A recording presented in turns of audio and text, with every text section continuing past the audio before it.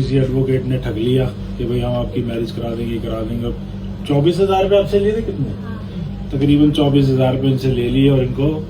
ऐसे ही नकली से पेपर बना के दे दिए। मैं लेकिन गुजराती में है, मुझे तो गुजराती में नहीं पता कि हम छो और मजामा,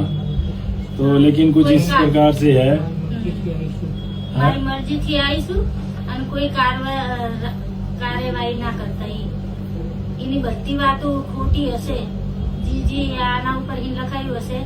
એ બધું જ ખોટું હશે, કેમ કે એને બહુ હેરાન કરીને માનસિક રીતે હેરાન કરી હતી મને, એટલે હું એને ભાગી આવી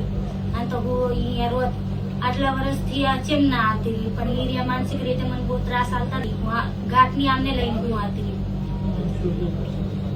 માર જોર બહુ કરતા હતા ને અડધી અડધી રાતે મારે બારે હોવું પડતું હતું ને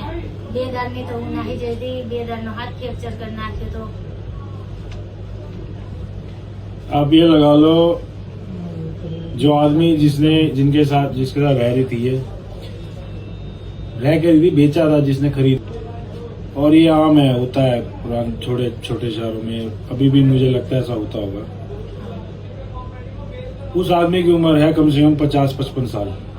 और इसकी उम्र है सिर्फ अभी 23-24-25 साल, इतना फर्क है। और वो उस टाइम जब 40 साल का था, 45 साल का, तब ये 15 साल की थी, तब इसको